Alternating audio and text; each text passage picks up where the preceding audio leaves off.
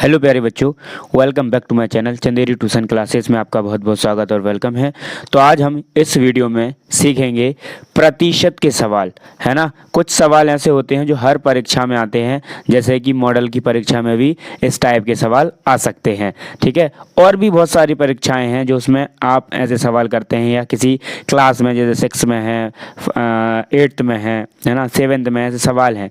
तो बहुत सारे बच्चों का कमेंट था कि परसेंटेज का सर वीडियो बना दीजिए। तो परसेंटेज कहते हैं इंग्लिश में, हिंदी में इसको प्रतिशत कहते हैं। चलिए हम यहाँ पर निकालना सीखते हैं। तो मेरा वादा है आपसे, अगर ये वीडियो आपने पूरी देख ली, आप प्रतिशत निकालना सीख जाएंगे। सबसे पहले मैं बात करता हूँ यहाँ पर थोड़ा सा कॉन्सेप्ट बताने की, ठीक है। क्या होता है इसका प्रतिशत का कॉन्सेप्ट? क्या होता है कि प्रतिशत जो होता है ना, वो आपका 1/100 के बराबर होता है। किसके बराबर होता है? अगर ये प्रतिशत का जो निशान है ना, ये प्रतिशत का निशान है, ठीक है, साइन है, तो ये किसके बराबर होता है? ये हमारे 1/100 के बराबर होता है, ठीक है। और प्रतिशत निकालने का सूत्र क्या होता है? तो यहाँ पर प्रतिशत निकालने का सूत्र होता है मूल मान, क्या? मूल मान और गुणा प्रतिशत, ठीक है, और बटे में 100। ये क्या होता है? ये प्रतिशत निकालने का फॉर्मूला होता है, ठीक है। चलिए अब हम इस दो चीज़ें समझ लें। अब दो चीज़ों के अलावा हम बात करेंगे, तो फिर हम समझा देंगे आपको, ठीक है। और थोड़ा सा यहाँ पर समझ लीजिए, भिन्न है। भिन्न का मतलब क्या होता है? वह संख्या जिसको हम कैसे लिख सकते हैं? बटे में लिख सकते हैं, जैसे P/Q की फॉर्म में लिख सकते हैं, ठीक है, उसको हम भिन्न कहते हैं। भिन्न बहुत सारे प्रकार की होती हैं, ठीक है। तो यहाँ पर लिखा है पहला सवाल, तो पहला सवाल हम यहाँ पर करेंगे। देखो पहला सवाल क्या है कि 425 का 15%, कितना? 425 का 15%। तो इसको हम सवाल को सॉल्व कैसे करेंगे?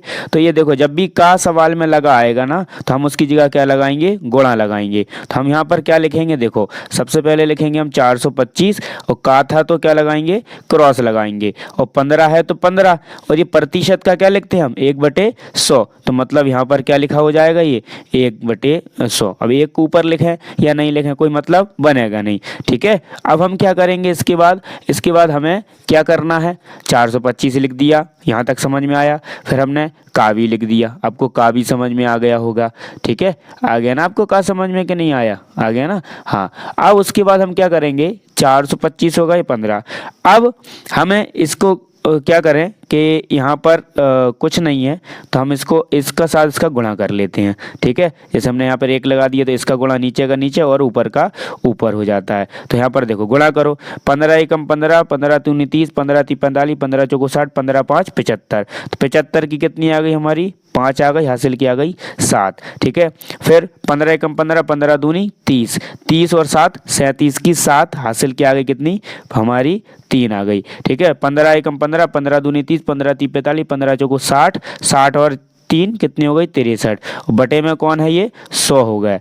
अब इसको हम क्या कर सकते हैं कि भिन्न में जैसे कन्वर्ट करते हैं ना, तो हम इसको भी कन्वर्ट कर लेंगे कि नीचे कितनी जीरो है? 2 है, तो हम 2 अंक बाद ऊपर में दशमलव लगा देंगे। तो कहाँ लग जाएगी? 1 और 2, मतलब यहाँ लग जाएगी दशमलव। तो ये हमारा हो जाएगा 63.75%। ये हमारा क्या हो जाएगा? यहाँ पर ये आंसर निकल कर आ गया। क्या हो गया हमारा? ये आंसर निकल कर आ गया, ठीक है। ये पहला सवाल हो गया हमारा। अब इसके बाद यहाँ पर दूसरा सवाल देखो क्या है? 30% का भिन्न के रूप में। तो 30% का भिन्न के रूप में हमें बदलना है, ठीक है। भिन्न के रूप तो कैसे है? 30 लिखेंगे हम, इसको 30 लिख देंगे ना, 30। और 100 को क्या लिखेंगे? मतलब ये प्रतिशत को क्या लिखेंगे? 1/100 लिखेंगे, ठीक है। तो ऐसा भी लिख सकते हैं हम, 1/100, ठीक है। एक जीरो से एक जीरो कट गई ना, तो क्या बचा यहाँ पर?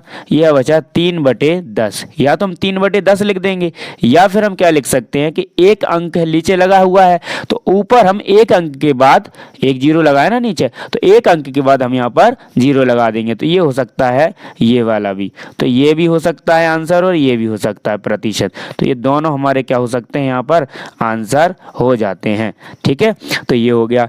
अब तीसरा वाला सवाल को देखो, तीसरा वाला हम यहीं पर कर देंगे। देखो तीसरा सवाल क्या है हमारा? 5/4 का प्रतिशत में कैसे लिखें। तो 4/5, तो पहले हम क्या लिखेंगे, यहाँ पर लिखेंगे 5/4, लिख दिया हमने।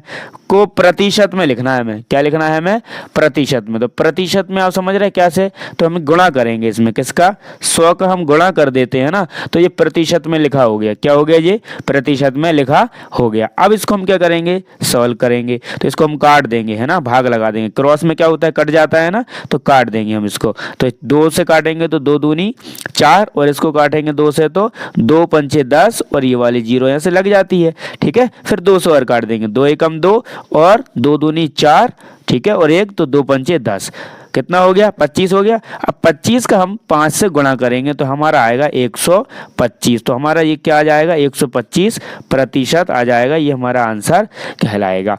ठीक है, फिर उसके बाद हम यहाँ पर आते हैं 4th नंबर वाले पे। तो 4th नंबर का क्या है हमारा, देखो 4th नंबर का है कि 20% का 10% कितना होगा।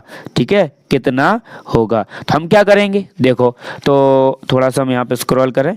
अब देखो, तो हम यहाँ लिखेंगे 20, तो 20 है तो हम 20 लिख देंगे, यहाँ पर लिख दिया ना हमने 20 है। तो प्रतिशत की जगह क्या लिख देंगे हम, बटे में 100 लिख देंगे। का की जगह गुणा लगाएंगे, 10 की जगह 10 और बटे में 100 लिख देंगे। ठीक है, ये समझ में आया। अब हम क्या करेंगे, एक 0 से एक 0 काट देंगे, इस वाली से इसको काट देंगे। तो क्या लिखा आया यहाँ पर, देखो ये आ गया 2/10, और गुणा में आ गया 10 तो बचा नहीं है, 1/10। अब हम क्या करेंगे, इसका गुणा करेंगे। ठीक है, इसका ऊपर गुणा, इसका नीचे गुणा। तो क्या हो जाएगा, देखो ये हो जाएगा हमारा 2 कितना, ये हमारा 2/100 हो जाएगा। कितना हो जाएगा, ये हो जाएगा हमारा 100 हो जाएगा, है ना। अब ये कितना हो गया हमारा, ये 100 हो गया ना।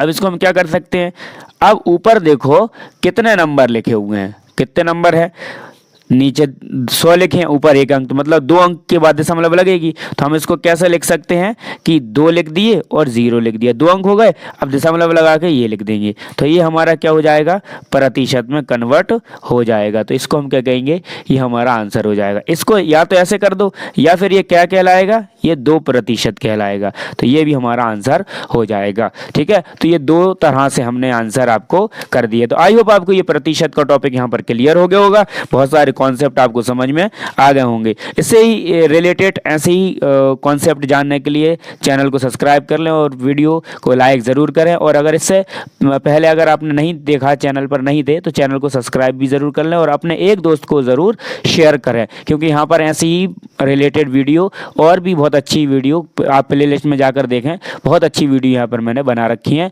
ठीक है, चलिए मिलते हैं नेक्स्ट वीडियो में। Thanks for watching.